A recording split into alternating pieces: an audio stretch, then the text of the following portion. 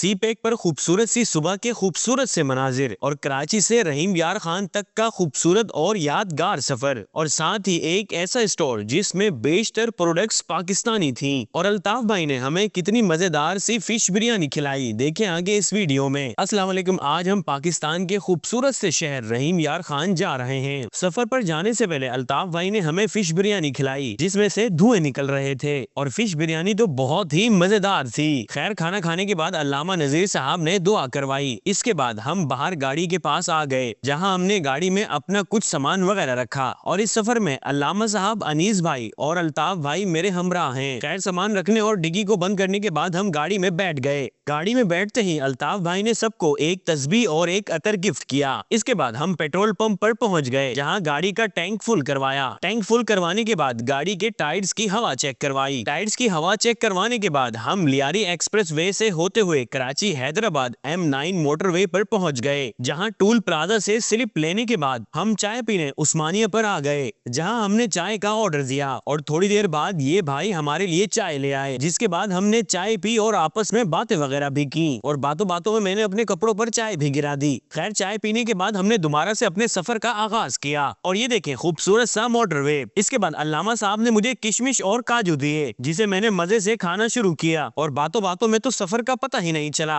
और हम हैदराबाद पहुंच गए, और यहाँ M9 मोटरवे का इख्तिताम होता है। इसके बाद हम N5 हाईवे में दाखिल होते हैं, जहाँ से दरियाए सिंध शुरू हो जाता है। और जरा ये देखें, ट्रैक्टर के अगले व्हील हवा में हैं, और यहाँ ट्रैफिक भी बहुत जैम था। खैर, मसले वाली बात नहीं, अल्ताफ भाई ने साइड से गाड़ी को इस ट्रैफिक से निकाल लिया, और अब अनीस भाई सो चुके थे और अल्लामा नजीर साहब भी। अल्ताफ भाई गाड़ी ड्राइव कर रहे थे। खैर, फिर मुझे भी नींद आने लगी और मैं भी सो गया, और जब आंख खुली तो हम सक्कर पहुंच चुके थे, जहां से हमने दोबारा से टैंक फुल करवाया, और अभी सुबह के 5:30 बज चुके थे। खैर, इसके बाद हम रोडी टूल प्लाजा से सी पैक में दाखिल हुए, और यहाँ हमने गाड़ी का हीटर खोल दिया क्योंकि यहाँ काफी ठंड थी। कुछ देर ड्राइव के बाद हमने फजर की नमाज के लिए गाड़ी को सी पैक से आरामगाह की जानिब ले लिया, जहाँ एक पेट्रोल पंप पर हमने गाड़ी को खड़ा किया और नमाज पढ़ने के लिए गाड़ी से नीचे उतरे, और यहाँ मौजूद वॉशरूम में आ गए जो कि बहुत ही साफ सुथरा था। इसके बाद हमने यहाँ से नमाज का वजू किया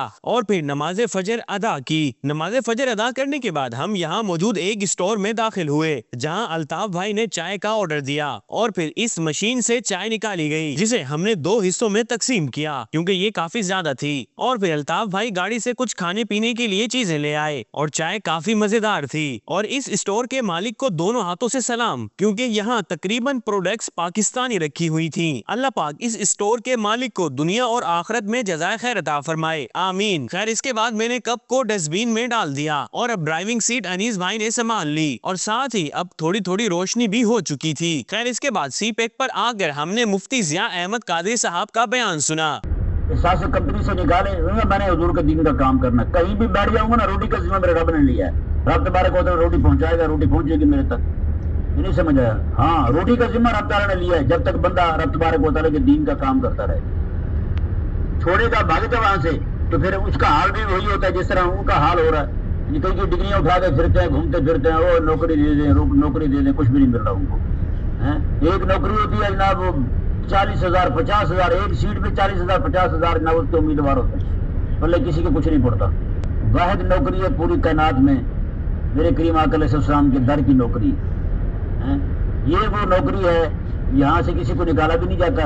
और साथ ही अब सूरज भी निकल चुका था, जो कि एक बहुत ही खूबसूरत मंजर पेश कर रहा था, और ठंड की वजह से गिलास पर फोग आ चुकी थी, जिसे मैंने अपने रुमाल से साफ की। और जरा ये देखें पाकिस्तान की खूबसूरती। अल्लाह ने पाकिस्तान को हर नेमत से नवाजा है, मगर अफसोस हमें इसकी कदर नहीं। खैर, अब यहाँ से आगे का खूबसूरत सफर और एक देहात में मौजूद ये खूबसूरत सा मदरसा इंशाल्लाह नेक्स्ट व्लॉग में आपको देखने को मिलेगा। ओके, मिलते हैं नेक्स्ट व्लॉग में। अपना बहुत सारा ख्याल रखें। अल्लाह हाफिज।